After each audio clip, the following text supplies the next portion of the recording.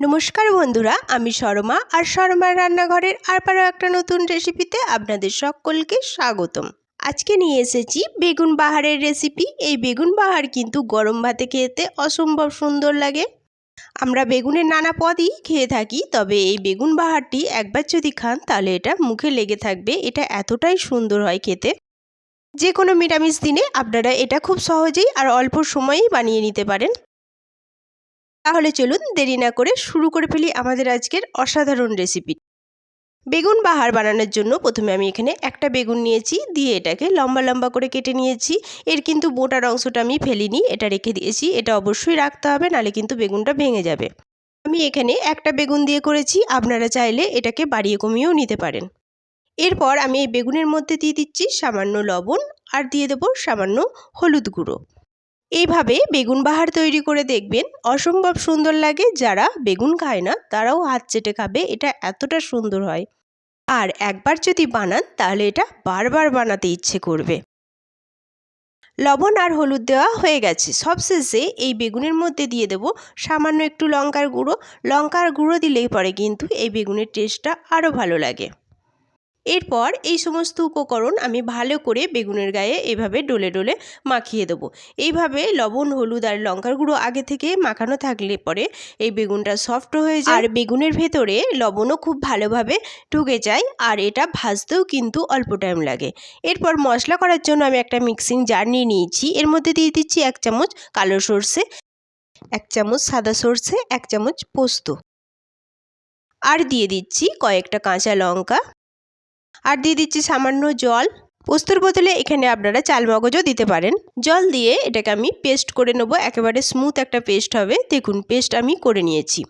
এরপর ওভেনে আমি একটা প্যান বসিয়ে দিয়েছি। প্যানটা আমি ভালো করে গরম করে নিয়েছি। এরপর এর মধ্যে দিয়ে দিচ্ছি সর্ষের তেল। এই রেসিপিটি অবশ্যই সর্ষের তেলে করবেন। সর্ষের তেলে করলে পরে এটা কিন্তু খেতে খুব সুন্দর লাগে। তেল দিয়ে তেলটা আমি খুব ভালো করে গরম করে নিয়েছি। এরপর এই তেলের মধ্যে আমি দিয়ে দিচ্ছি কেটে রাখা বেগুনগুলো। বেগুনগুলো আমি একটা একটা করে প্যানের মধ্যে সুন্দর করে সাজিয়ে দিচ্ছি। বাড়িতে যদি কোনো আত্মীয় আসে তাহলে এই রেসিপিটি আপনারা খুব সহজেই খুব তাড়াতাড়ি বানাতে পারবেন, আর আত্মীয়রাও কিন্তু খেয়ে এটা নাম করবে। এখানে আমার সবগুলো বেগুন দেওয়া হয়ে গেছে। এবার এই বেগুনগুলো আমি উল্টে পাল্টে লাল লাল করে ভেজে নেব। এই বেগুন ভাজতে ভাজতে সকলকে আবারও সেই একই কথা মনে করিয়ে দিই, যারা আমার চ্যানেলে নতুন প্লিজ প্লিজ প্লিজ আমার চ্যানেলটি একটু সাবস্ক্রাইব করে আমার পাশে থাকবেন। আর যারা অলরেডি করে ফেলেছেন তাদের অসংখ্য অসংখ্য ধন্যবাদ।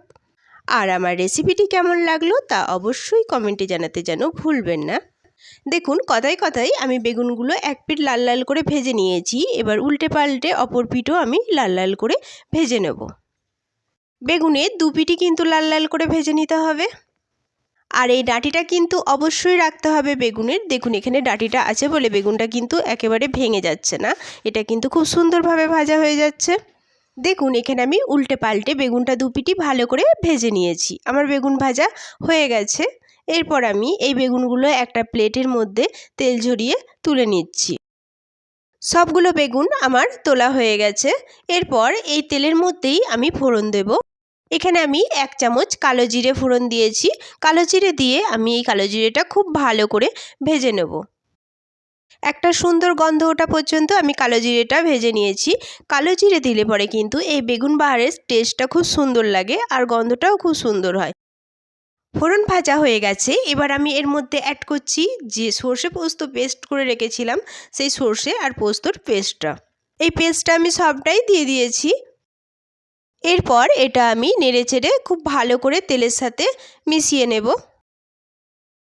আর এই রান্নাটা করার সময় আমি আঁচটা একবার লো টু মিডিয়ামে রেখেছি, একেবারে হাই আঁচে দিইনি, তাহলে কিন্তু মশলাটা ধরে যেতে পারে। দেখুন এখানে আমার মেশানো হয়ে গেছে। এরপর আমি এর মধ্যে অ্যাড করছি সামান্য হলুদের গুঁড়ো, সামান্য লঙ্কার গুঁড়ো, আর দিচ্ছি রঙের জন্য কাশ্মীরি লঙ্কার গুঁড়ো, আর স্বাদ অনুযায়ী লবণ। এখানে কিন্তু ঝালটা আপনারা আপনাদের স্বাদ অনুযায়ী বাড়িয়ে কমিয়ে নিতে পারেন। এরপর এই সমস্ত মশলা আমি ভালো করে কষিয়ে নেব। যে কোনো রান্নাতেই মশলা এই কষানোর কাছেই কিন্তু মশলার আসল টেস্টটা পাওয়া যায়। মশলাটা যত ভালো করে কষানো হবে সেই রান্নার টেস্টটা কিন্তু ততটাই সুন্দর হবে।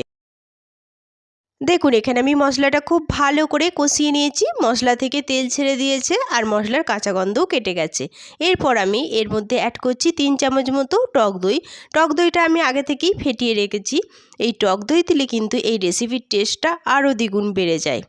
টক দই দিয়ে এটাকে আমি নেড়েচেড়ে খুব ভালো করে মিশিয়ে নেব। মিশিয়ে নিয়ে আরও 2 মিনিট এটাকে আমি ভালো করে কষিয়ে নেব।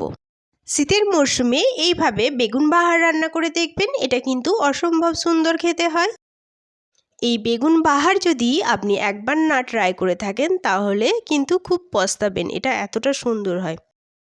দেখুন কথায় কথায় এখানে আমার ভালো করে কষানো হয়ে গেছে মশলাটা।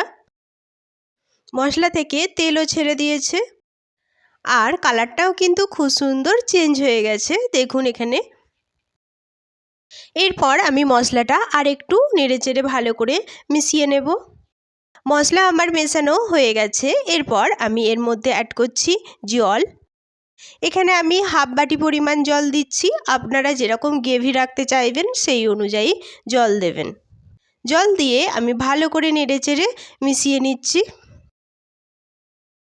মেশানো হয়ে গেছে। এবার মিডিয়াম আঁচে অপেক্ষা করব এই গ্রেভিটা ফুটে ওঠা পর্যন্ত। দেখুন এখানে গ্রেভিটা ফুটে উঠেছে। আমি এইভাবে নাড়িয়ে দিলাম একবার। এরপর আমি এর মধ্যে অ্যাড করছি ভেজে রাখা বেগুনগুলো।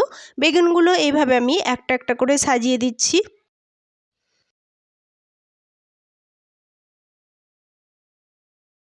সবগুলো বেগুন আমি সাজিয়ে দিয়েছি, দিয়ে একটু সাইড করে দিচ্ছি। বেগুনগুলো কিন্তু আমি বেশি নাড়াচাড়া করব না, আর এইভাবে খুন্তির সাহায্যে ওপরে বেগুনগুলোর একটু গ্রেভি আমি চাড়িয়ে দিলাম। আর এইভাবে প্যানটা ধরিয়ে একটু নাড়িয়েও আমি গ্রেভিটা বেগুনের সাথে ভালো করে লাগিয়ে দিচ্ছি। এখানে কিন্তু বেগুনটা বেশি নাড়াচাড়া করব না, তাহলে ভেঙে যাবে। দেখুন এখানে আমি 2 মিনিট ভালো করে এই বেগুনটা রান্না করে নিয়েছি মিডিয়াম আছে। এরপর সব শেষে এর ওপর দিয়ে দিলাম একটু ধনিয়া পাতা। ধনিয়া পাতা দিয়ে আবারও একটু নাড়িয়ে চাড়িয়ে মিশিয়ে দিচ্ছি। আমাদের বেগুন বাহার একেবারে রেডি হয়ে গেছে। এবার আমি এটা নামিয়ে নিচ্ছি। এরপর আমি পরিবেশনের জন্য একটা প্লেট নিয়ে নিচ্ছি। এই প্লেটের মধ্যে আমি এই বেগুন বাহারটা পরিবেশন করে নেব। দেখুন একটা একটা করে আমি সুন্দর করে পরিবেশন করে নিচ্ছি। এটা কত সুন্দর হয়েছে, আর একটা বেগুনও কিন্তু ভেঙে যায়নি। এভাবে বেগুন বাহার রান্না করে দেখবেন আর গরম ভাতের সাথে খেয়ে দেখবেন, এটা কিন্তু অসম্ভব সুন্দর হয়। সবগুলো বেগুনই আমি পরিবেশন করে নিয়েছি। ওপর দিয়ে আমি একটু গ্রেভিও দিয়ে দিয়েছি। দেখুন এটার কালারটাও কত সুন্দর এসেছে, আর এটা কিন্তু খেতেও হয়েছে সেই মজাদার। আপনারা যারা এখনও বেগুনের এই রেসিপিটি ট্রাই করেননি, অবশ্যই একবার ট্রাই করে দেখবেন। আশা করছি সব রেসিপির মতো আমার এই রেসিপিটিও আপনাদের খুব ভালো লাগবে। আমার এই রেসিপিটি কেমন লাগলো তা অবশ্যই যেন কমেন্টে জানাতে ভুলবেন না। আজ এই পর্যন্তই। দেখা হবে আবারও একটা নতুন রেসিপি নিয়ে। ততক্ষণ সবাই সুস্থ থাকবেন, ভালো থাকবেন। সকলকে অনেক অনেক অনেক ধন্যবাদ।